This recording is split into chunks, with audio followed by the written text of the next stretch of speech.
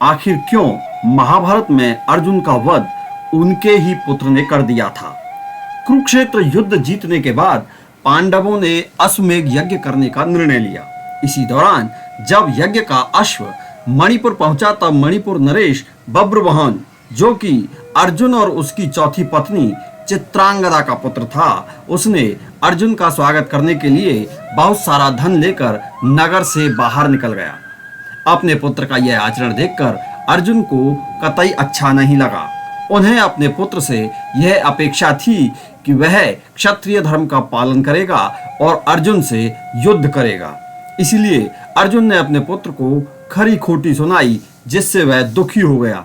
तभी अर्जुन की तीसरी पत्नी नागकन्या उलूपी वहां आ गई और उसने बब्रवाहन को युद्ध के लिए उकसाया। तभी पिता और पुत्र के बीच युद्ध शुरू हो गया। अपने पुत्र का पराक्रम देखकर अर्जुन प्रसन्न हुआ, इसीलिए वो बब्रवाहन को युद्ध में अधिक पीड़ा न दे सका। लेकिन बब्रवाहन अपने पूरे पराक्रम से युक्त होकर युद्ध कर रहा था। उसने अर्जुन की छाती में भयंकर बाण से प्रहार किया, जिससे वह मूर्छित हो गया। सबको लगा कि अर्जुन यमलोक चले गए हैं, इसीलिए वो लोग विलाप करने लगे। तभी उलूपी ने नागमणि से अर्जुन को पुनः जीवित कर दिया। अर्जुन ने होश में आने के बाद फिर उलूपी से इस पूरे घटनाक्रम के विषय में पूछा। उलूपी ने बताया कि चूंकि अर्जुन ने भीष्म पितामह का वध छल पूर्वक किया था, इसीलिए वसु देवताओं ने अर्जुन को श्राप दे दिया था।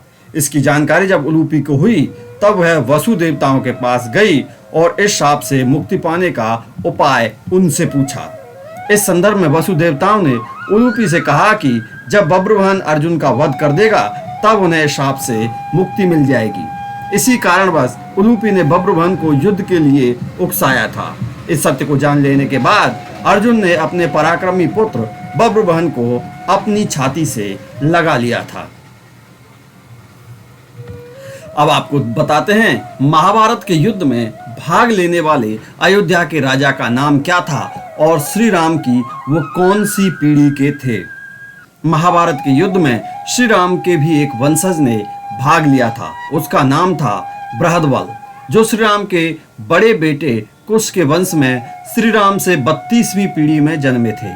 ये कौशल साम्राज्य के सबसे प्रतापी सम्राटों में से एक माने जाते हैं। इनके पिता का नाम विश्रुतावंत था। युधिष्ठिर के राजसू यज्ञ के समय पूर्व दिशा में अपनी दिग्विजय यात्रा के दौरान भीम ने इन्हें परास्त किया था।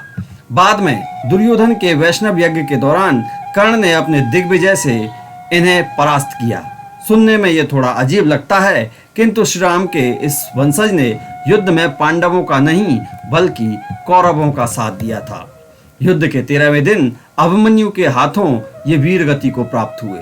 उनकी मृत्यु के पश्चात उनके पुत्र बृहत्क्षण ने कौशल राज्य की गद्दी को संभाला। हालांकि कहीं कहीं ऐसा वर्णन आता है कि महाभारत काल तक कौशल प्रदेश उतना शक्तिशाली नहीं रहा और 5 भागों में बंट गया। इन्हीं में से एक दक्षिण कौशल के राजा बृहदबल थे, जो बाद में बृहत्क्षण को मिला। श्री राम से बृहदबल तक के वंशज का संक्षिप्त विवरण अब आपको बताते हैं। श्री राम के 2 पुत्र हुए, लव और कुश। कुश के पुत्र हुए अथिति। अथिति के पुत्र का नाम निषद था। निषद के पुत्र नल हुए। नल के नभस हुए। नवश के पुत्र का नाम पुंडरीक था। पुंडरीक के खेमधनवा नामक पुत्र हुए। खेमधनवा के देवानीक हुए। देवानीक के अहिनगर हुए।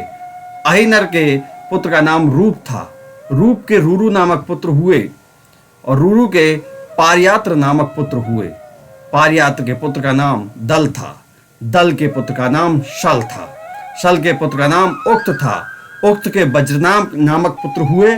वज्रनाभ से शंखनाभ हुए। शंखनाभ से व्यथिताश्व नामक पुत्र हुए और व्यथिताश्व से विश्वसह हुए। विश्वसह के पुत्र का नाम हिरण्याभ था। हिरण्याभ के पुण्य हुए और पुण्य के ध्रुव संधि का जन्म हुआ। ध्रुव संधि से सुदर्शन हुए। सुदर्शन के पुत्र अग्निवर्णा थे। अग्निवर्णा से शीघ्र नामक पुत्र हुए।